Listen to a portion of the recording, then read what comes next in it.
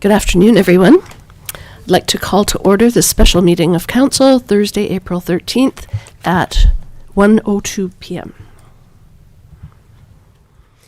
Council would like to acknowledge the Uclueletha on whose traditional territories the District of Ucluelet operates.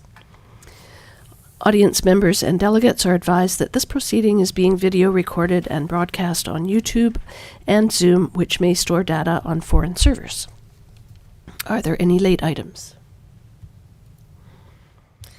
Seeing none, could I have an approval of the agenda? So moved. Councillor Hoare, Second. Councillor Mafty. All in favor? None opposed, that carries. We have one report today, 4.1, the 2023 to 2027 Draft 5-Year Financial Plan. Ms. Monteith, our Chief Financial Officer, will provide that report. Thank you. Through the mayor. Mr. Rotenberg is going to put the slideshow up. And I'll take the next slide, please, Joey. All right. It is working. Right.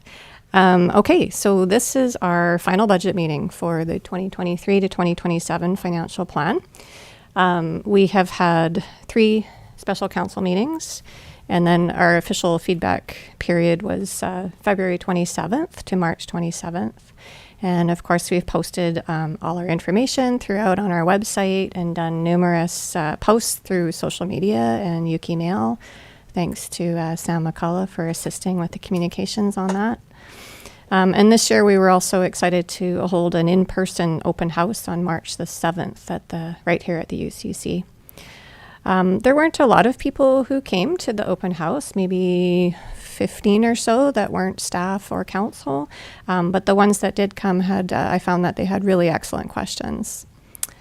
And on the topic of the written feedback that we received officially as correspondence, we heard from 15 different individuals. And the feedback's attached as part of your agenda package. So I don't know if you have any questions on any of the feedback. If you do, that's great. If not, I'll just move on to the next slides. Any questions from council? You're good to go. Okay, let's see if this works. Yes. So I decided to just launch right into the tax discussion instead of saving it for the end. We've received our revised assessment roll. And this is what it looks like today. So basically there were a minimum of 95 appeals through BC Assessment. However, not many of them were successful, just a very few were successful. And we're gaining some new additions coming our way with new builds. So a long story short, I was able to reduce the property tax for an average single family home to 9.82% instead of 10.04. So I've just shown what it was originally and literally put a line through it and put the new rates right beside there and bolded on the very right. So a slight reduction for everybody in all classes. So we got it under 10. And I've just got a breakdown on the next slide. So this was some information I had on one of the open house slides. I didn't actually have it at any of the budget meetings, but I wanted to bring it forward. I've had some good feedback on it, and one of the residents actually suggested that I prepare something like this, so that was a great suggestion from Nancy. On the left, it shows the percentage of taxes by department. And then on the right, we've got some information. So I really wanted to point out that the 9.82 average increase in a single family dwelling includes the 3% for the water treatment project and 1.5% dedicated to reserves. So the balance is 5.32, which is for all of our operations in capital, which is actually less than the BC CPI, which was 6.9. So we worked really hard to sharpen our pencils, and there's really not a lot of meat left on the bone, so to speak. So this is sort of the best that we've been able to come up with. And had we not have to sort of contribute for reserves and trying to fix the brown water problem, we'd actually be in pretty good shape.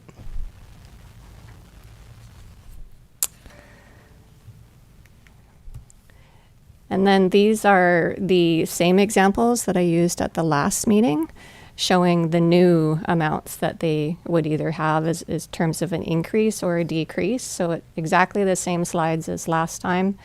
The first two are properties, residential properties that are below the average. Just a reminder that the average increase in assessed value for homes in Ucluelet was 21%. So the first two are less than 21%. So they're paying a little bit more in taxes, but not the full average 9.82%. And the residential home at the bottom on Holly Crescent, they're dead average. So they're going to be paying approximately $181 more this year. The previous meeting, it was $4 more. So slight decrease. Everybody pretty much saves $4 across the board. And then the top one, again, that's our residential zone, but they have two B&Bs on St. Jake's. They are assessed at higher than the 21%. So their increase was 33% on the BC assessment value. So their increase is approximately $469. And then the business class is really tough. It's kind of all over the board. So we have our favorite restaurant in the middle there. Again, another reminder, in 2020, 2021, BC assessments automatically reduced a lot of the business class because of the pandemic. So we're seeing those assessed values start to come up with a lot of businesses, but not with all of them. So the one in the middle, the restaurant, only went up $1,000. So this is the second year in a row they're going to pay less taxes than they were in the previous year. And then the one at the bottom, they've gone up, assessed value's gone up 28%. So they're going to pay more this year, but it's more comparable to what it was in 2020. So the business class is starting to catch up to the rates that they were at previously. And then this is the last example of the split class. This is Pluvio. They have some rooms for rent and then a restaurant. So they're going to pay for their residential. They're going to pay about $12 more than last year, but they're going to get a reduction for the portion of their assessed value that happens to be classified as Class 6 business. So those are the examples on that one. I like to just keep the same examples so that we're always looking at the same thing. And now I was going to just give the final draft of the revenues and expenses for the entire budget and how it's broken out. But did you want to ask any questions about the taxes, or should I just keep going as it relates? I'll keep going. Okay, so this is the final draft of our core revenue.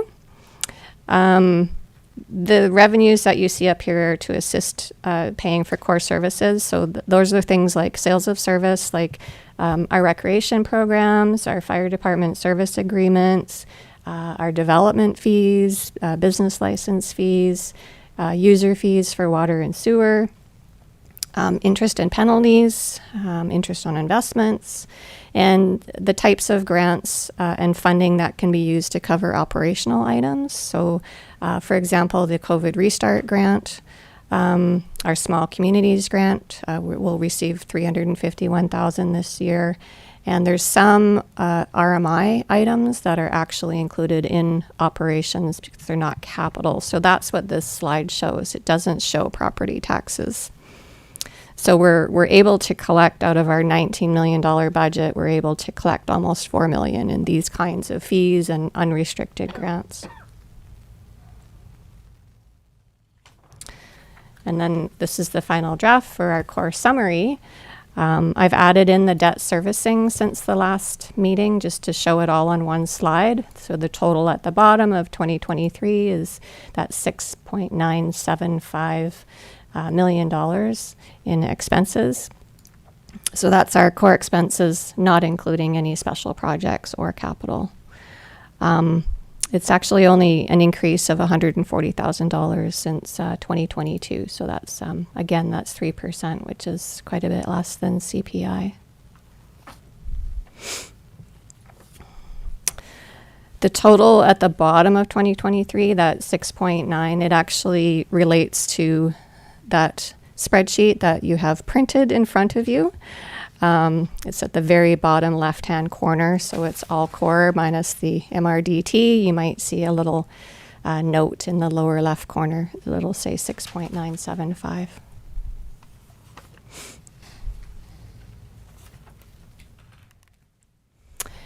And then we have 2 slides showing, once again, our operational project summaries. So these are things that are not capital in nature.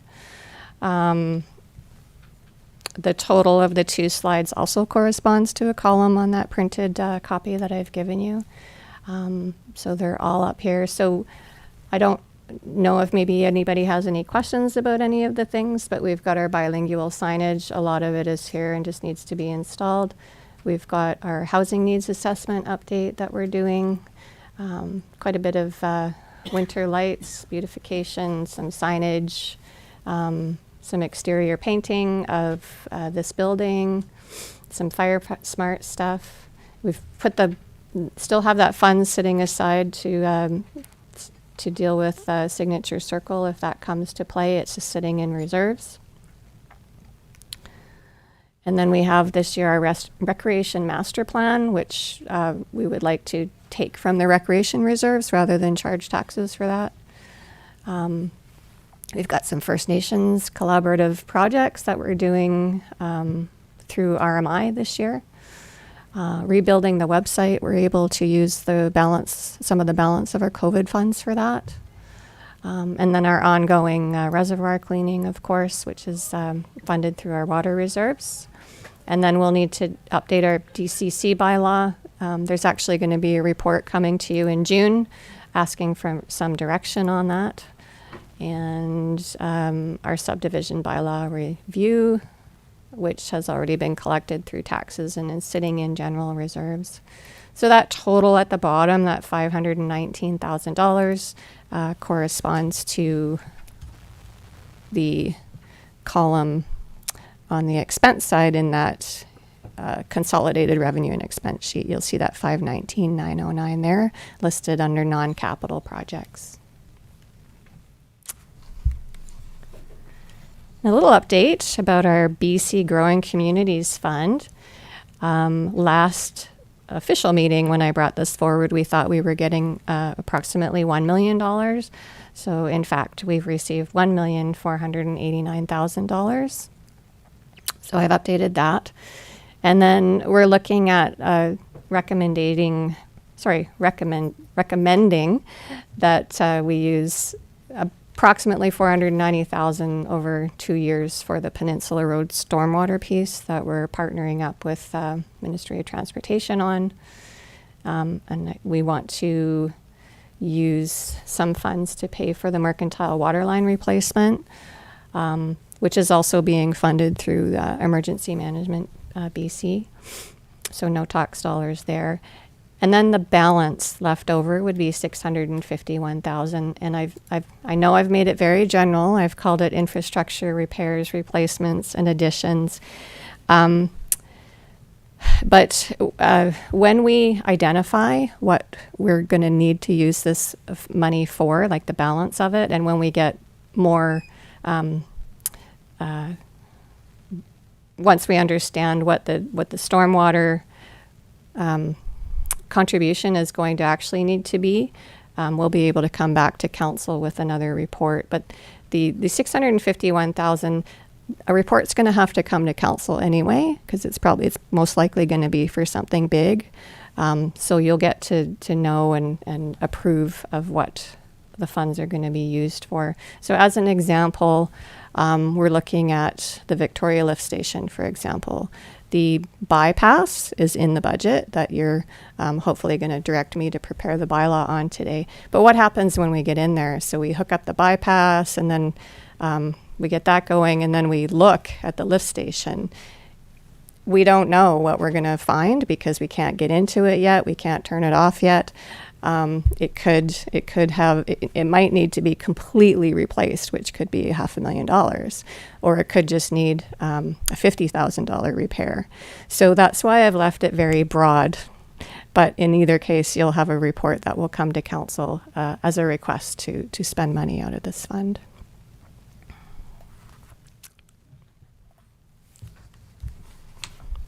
All right, and then our capital projects. They are all listed here as well. You've seen, I think, all of them on these slides.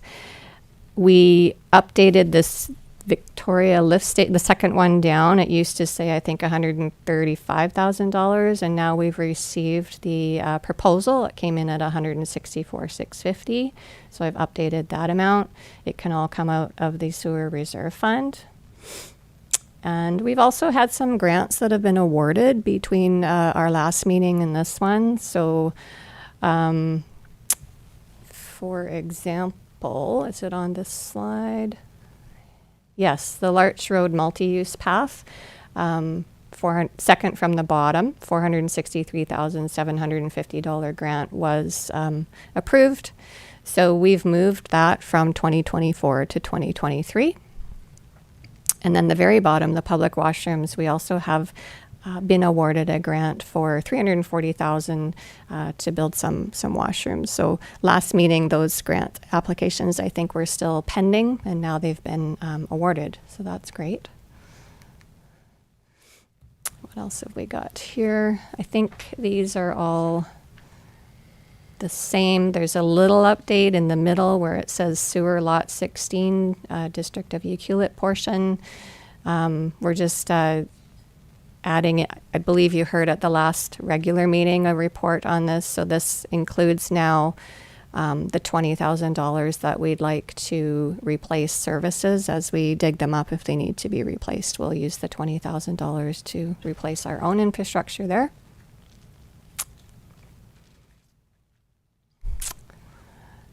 And this is our last page. Don't have anything new since the last meeting. The total 2023 capital is $10,391,000, which corresponds to your consolidated revenue and expenses page.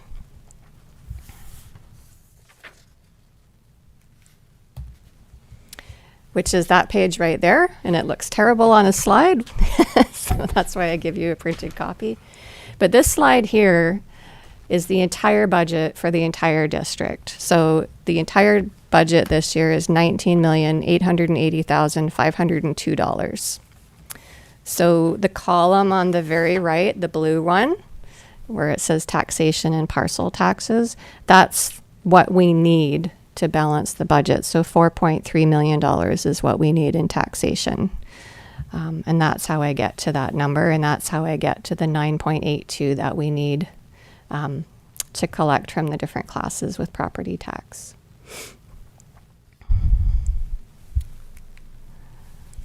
And here it is in pie chart form. Revenue on the left. So our property taxes and parcel taxes form 22% of the revenue for the district.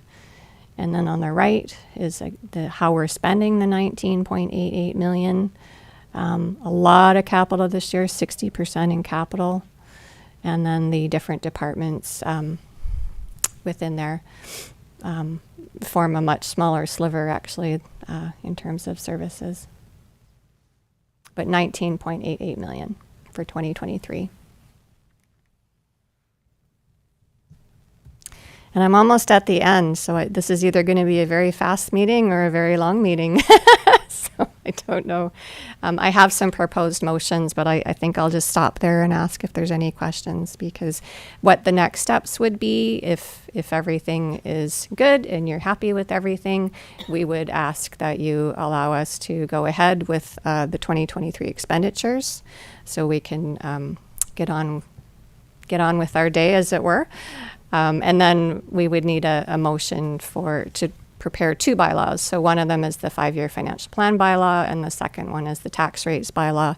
And I need to present them in that order. So, and we have until May the 14th to adopt. So I would be bringing first to third readings of the bylaws to council on April 25th, and then adoption on May the 9th. So this would be pretty much the last opportunity to ask any questions. Thank you. Any questions from council? Councillor Hoare? I've got one. A couple of the public inputs mentioned this, and so I just thought I would bring it up. The question about district trucks instead of buying new, why not lease? And I figure you probably have looked at the why, so I thought I would just ask it so we could get it out in the open. Yeah, I did see that. Good question. We looked into that about 4 years ago. We did lease a couple of trucks. We don't have a big enough fleet to really qualify for a lease program. So yes, we can lease. We could lease trucks. The buyout on them is pretty high. So at the time, the feeling was by the council was to buy new and look after what we have, and then once we have them for a certain number of years, start rotating them out properly. Because when we first got here, pretty much all of our fleet was really, really old, and I think we leased 2 trucks. Also, the stock, there isn't anything to lease out there right now. So you could pay less. Yes, of course, you pay more right off the bat by buying everything new, or you could spread it out over a period of years. So it's a good question. I think that it can be looked at again to see if it's something that we want to do in the future. But the idea at the time was to at least get some trucks that look like they can be safe enough to drive, look after them, and then start rotating them out properly.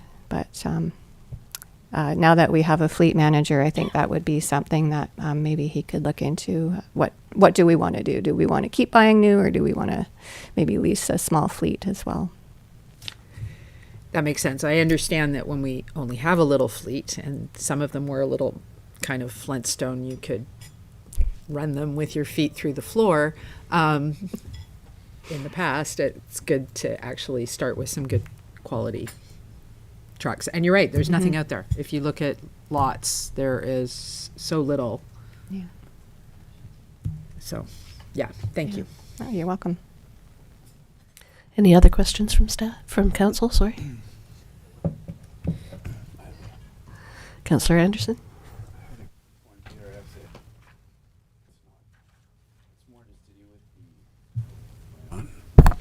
More just to do with the BC Growing Communities Fund. I think I looked at this before, and I'm trying to remember. If it says that it's a one-time grant to address unique infrastructure, like what exactly does that mean by unique? Does it have to be something that's specific to our municipality?